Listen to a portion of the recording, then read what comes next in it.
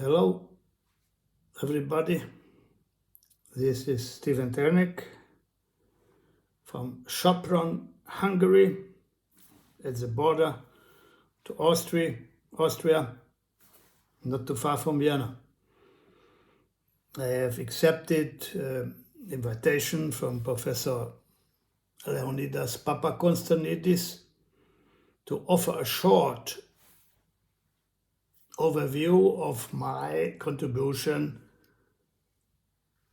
the economic and eco-energetic point of view.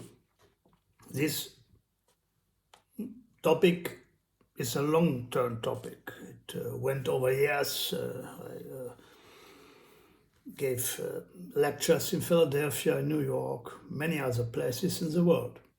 But let us now come to the point.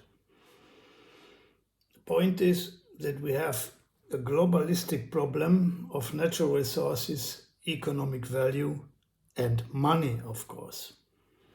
And it was the first economist in all the world that mentioned the name, or anyway the term, spaceship Earth. It was Henry George in 1879. He mentioned the problem of the spaceship Earth and mentioned the problems that is implied to the cyclical return of economic depressions and of course conflicts. So this, I don't want to go, everybody can go into depth into that studies.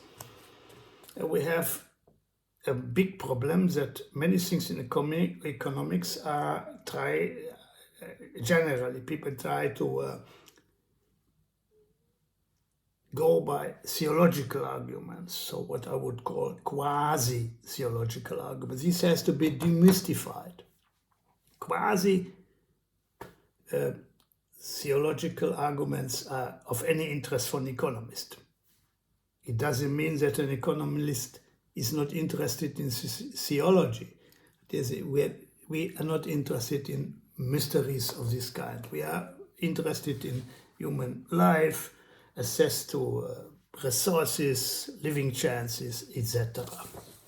So, and we came to the point that in the modern economic system, of course, human necessities are reduced to the need for money.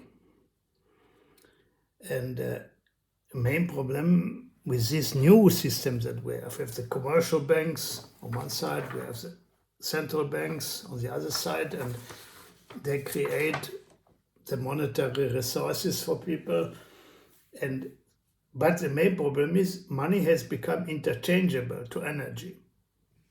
Money is not only money, it is access to energy. This has caused a bigger problem. It has caused a problem. People like more, not just satisfied with the standards that arrived. Normal thing. Human beings, they like more. And this has caused, of course, unsustainable debt levels, not only in Western societies. So there are very, very few countries on earth where we could say that debt levels are equalized to a normal level, or where people may be able to pay it back. Look at the demography of countries, how many young people are born, etc. So that's unsustainable. It actually leads to sustainable debt levels if money is not equalized to the energy resources. Well, at least I think it's the most important point is that the economic rule or economic laws have no more rational imperative. So on one side, we have mathematical infinitive possibilities to create money. So it's a mathematical possibility to create infinitely money. But on the other hand, we have a finite earth, finite resources, and this, I think, is the main problem. And wish you great success with your conference and negotiating for the better future. But I think it's a very, very severe problem that has to be solved by logic and reason. It cannot be solved by any wars.